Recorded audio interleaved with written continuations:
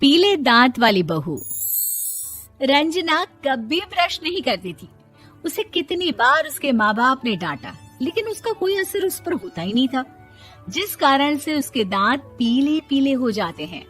शादी के बाद अरे बहू, वैसे तो तुझ में कोई कमी नहीं है, पर तेरे दांत इतने पीले कैसे हैं बेटा?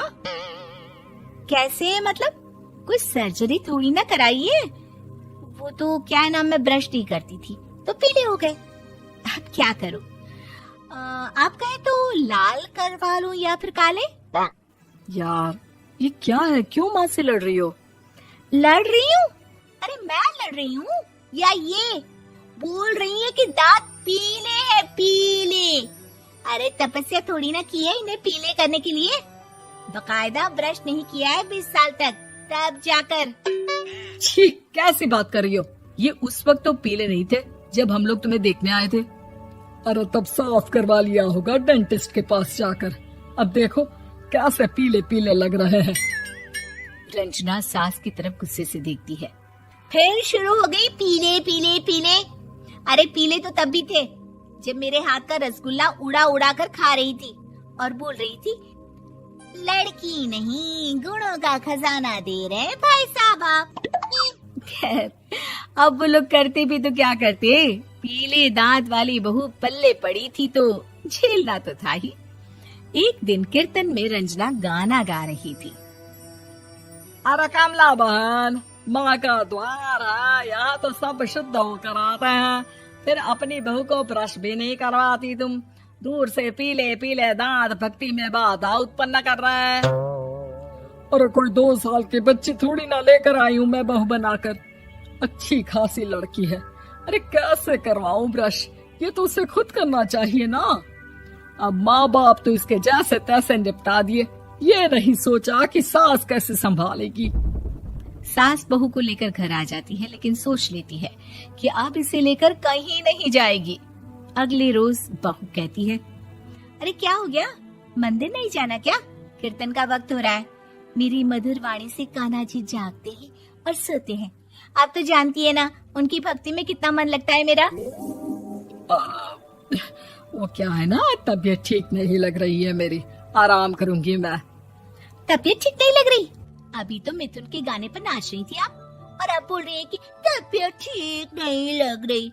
अरे भक्ति में मन लगा लो सासू माँ, ऊपर जाना है, क्या मुंह दिखाओगी आप? हाँ? सास को बहू की बात पर गुस्सा आ जाता है। मैं क्या मुंह दिखाऊंगी, इसकी चिंता तो ना कर, समझी?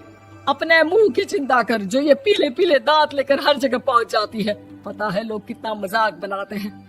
ना जी ना, मैं नहीं जाना कहीं तेरे साथ।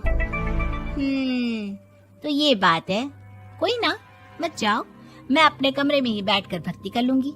ऊपर वाला दांत थोड़ी ना देखता है, मन देखता है, भावना देखता है। और अरे बस बस, तू सब कुछ दिखा, बस ये सफेद चमकदार दांत ना दिखाना किसी को, है? जा यहाँ से। बहू को सास की बात का कोई फर्क नहीं पड़ता, वो तो जैसी थी वैसी ही रह जाती है। सुबह नहाकर किचन में खाना बनाना, फिर खाना खाना, कीर्तन भजन करना और सो जाना। एक दिन, माँ जी मैं सहेली के घर जा रही हूँ, शाम को लेट आऊंगी। हाँ हाँ तो जाना, मैंने कौन सा तेरी आरती करनी है घर पर बैठकर। रंजना सहेली के घर जाती है, जहाँ वो पार्टी में जाने की तैयारी कर रही होती है। अरे शिखा, कहाँ जाने की तैयारी कर रही है? मैं गलत वक्त पर आ गई क्या? अरे नहीं यार, उल्टा सही वक्त पर आई है। मैंने ये साड़ी और ज्वेलरी निकाली है यार, शाम को इनके ऑफिस की एक पार्टी में जाना है। बताना कैसा लग रहा है ये सब? नहीं यार, इस ड्रेस के साथ तो वो वाली ज्वेलरी अच्छी लगेगी। हाँ हाँ सही बोल रही है, मैंने ध्यान ही नहीं दिया। वैसे तो हमेशा से मस्त फैशन सेंस रखती है। तो बड़ा जाती होगी ना पति के साथ पार्टी में। रंजना कुछ नहीं बोलती, बस सोचती है कि यार काश ये बात सही हो जाती, पर मैं क्यों नहीं जाती पार्टी में? क्या इन लोगों की कोई पार्टी होती नहीं होगी?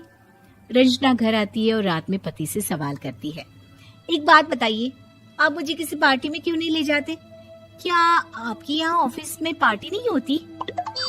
पति बेचारा क्या कहता कि दांत पीले हैं तुम्हारे इसलिए। अरे कोई पार्टी होती नहीं हम लोगों के ऑफिस में, तो कहाँ से लेकर जाऊं? और मार्केट, मॉल, कहीं वीकेंड घूमना, कहीं तो।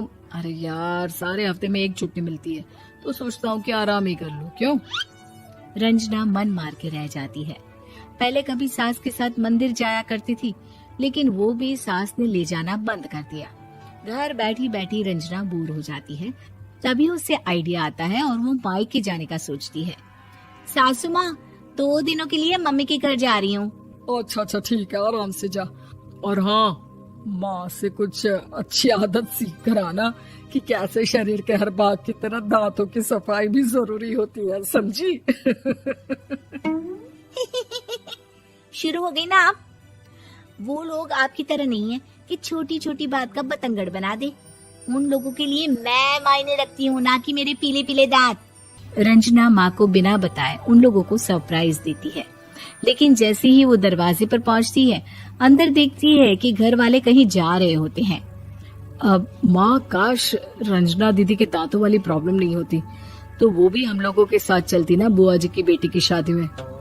हाँ बेटा, लेकिन अब उसे कौन समझाए कि उसको उसके पीले दांत नहीं दिखते, लेकिन उसके आसपास के लोगों को कितना एम्बैरेसिंग फील कराते हैं। मुझे तो कितनी बार उसके स्कूल की टीचर ने शिकायत की कि उसके साथ कोई लड़की बैठना भी नहीं चाहती, और ना ही कॉलेज में कोई उससे बात करना चाहता था। लेकिन पता नहीं क्यों उसे ये बात समझ में ही नहीं आती। कोई कमी नहीं है उस लड़की में, बस यही कि दांत पीले हैं।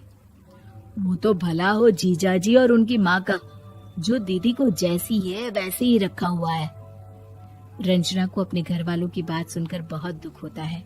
वो सोचती है कि वो क्या करे, लेकिन फिर वो सीधा डेंटिस्ट के पास जाती है, अपने दांत चमकाती है और कसम खाती है कि वो रोज ब्रश करेगी। अरे क्या हो गया? तुम तो 2 दिनों के लिए गई थी ना, पर कोई ना, अच्छा है, चलो आ गई तो। रंजना सास के सामने आकर खड़ी हो जाती है और पूरी स्माइल करती है, उसके चमकदार दांतों को दिखाती हुई। हैं? चले मंदिर।